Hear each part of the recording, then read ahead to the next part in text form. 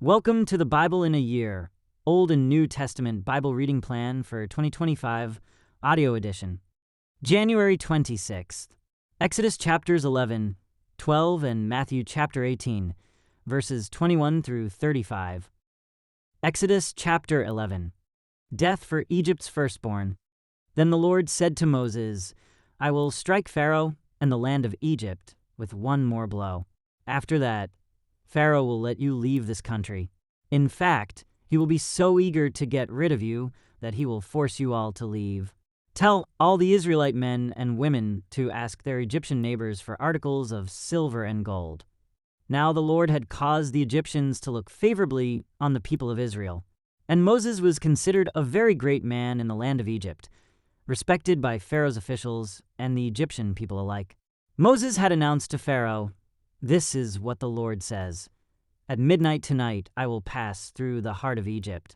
All the firstborn sons will die in every family in Egypt, from the oldest son of Pharaoh, who sits on his throne, to the oldest son of his lowliest servant girl, who grinds the flour. Even the firstborn of all the livestock will die.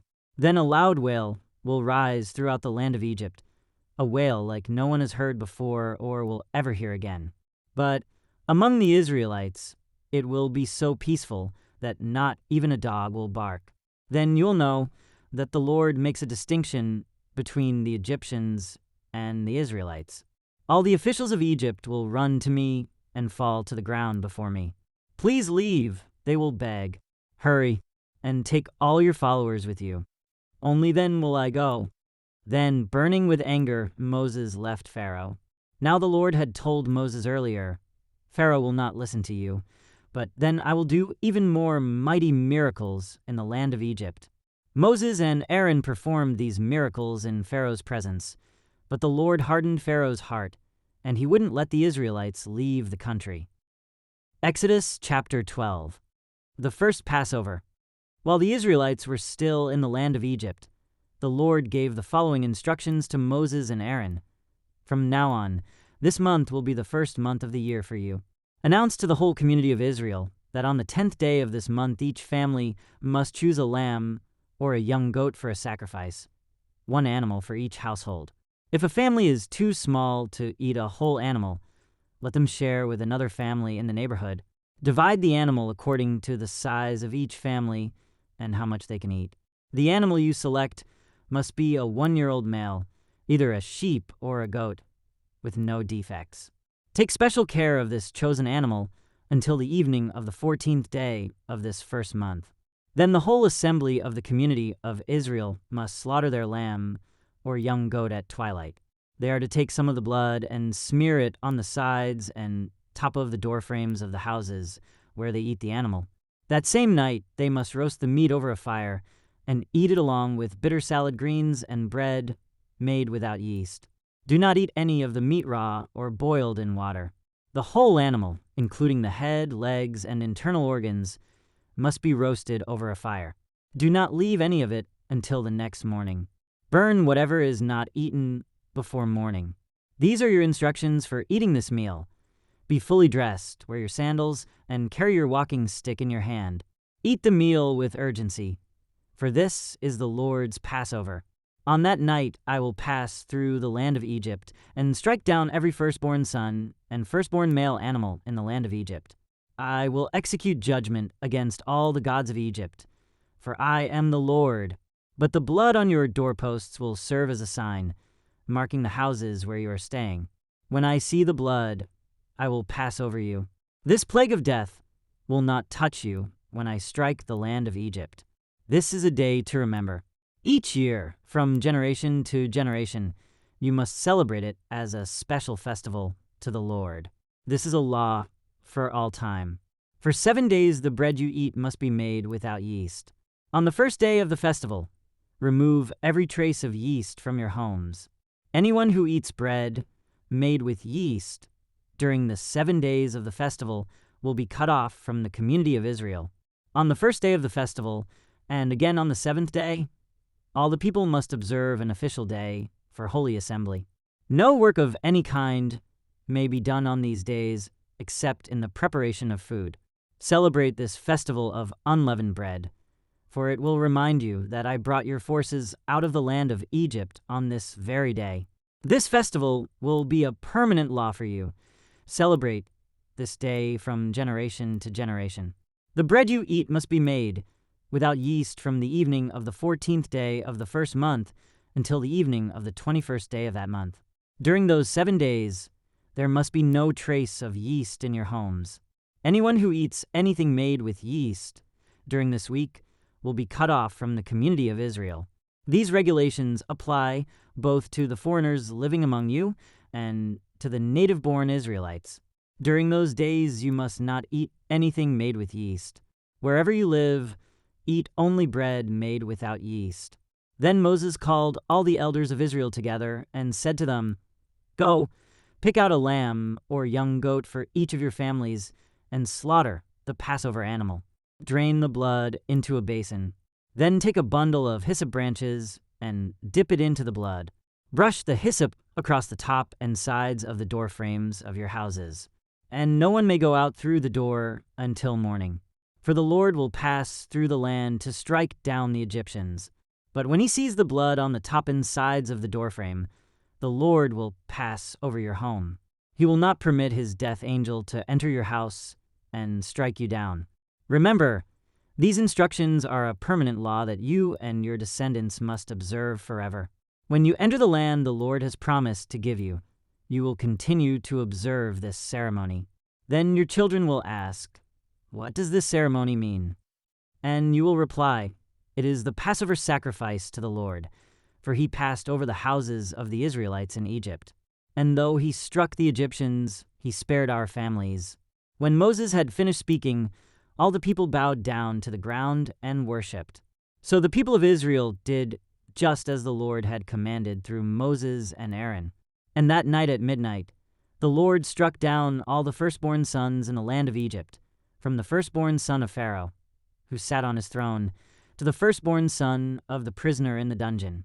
Even the firstborn of their livestock were killed. Pharaoh and all his officials and all the people of Egypt woke up during the night, and loud wailing was heard throughout the land of Egypt.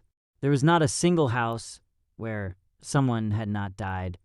Israel's exodus from Egypt. Pharaoh sent for Moses and Aaron during the night. "Get out," he ordered. "Leave my people and take the rest of the Israelites with you. Go and worship the Lord as you have requested. Take your flocks and herds as you said, and be gone. Go, but bless me as you leave." All the Egyptians urged the people of Israel to get out of the land as quickly as possible, for they thought, "We will all die." The Israelites took their bread dough before yeast was added. They wrapped their kneading boards in their cloaks and carried them on their shoulders. And the people of Israel did as Moses had instructed. They asked the Egyptians for clothing and articles of silver and gold. The Lord caused the Egyptians to look favorably on the Israelites, and they gave the Israelites whatever they asked for. So they stripped the Egyptians of their wealth. That night the people of Israel left Ramesses and started for Sukkot. There were about 600,000 men, plus all the women and children. A rabble of non-Israelites went with them, along with great flocks and herds of livestock. For bread they baked flat cakes from the dough, without yeast, they had brought from Egypt. It was made without yeast, because the people were driven out of Egypt in such a hurry that they had no time to prepare the bread or other food. The people of Israel had lived in Egypt for 430 years. In fact, it was on the last day of the 430th year that all the Lord's forces left the land. On this night the Lord kept his promise to bring his people out of the land of Egypt. So this night belongs to him, and it must be commemorated every year by all the Israelites, from generation to generation. Instructions for the Passover.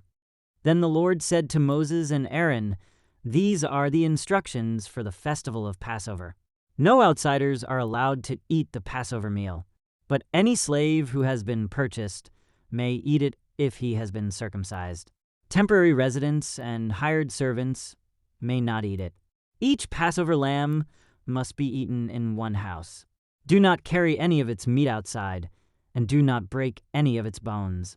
The whole community of Israel must celebrate this Passover festival If there are foreigners living among you who want to celebrate the Lord's Passover, let all their males be circumcised. Only then may they celebrate the Passover with you like any native-born Israelite. But no uncircumcised male may ever eat the Passover meal. This instruction applies to everyone, whether a native-born Israelite or a foreigner living among you. So all the people of Israel followed all the Lord's commands to Moses and Aaron. On that very day the Lord brought the people of Israel out of the land of Egypt like an army.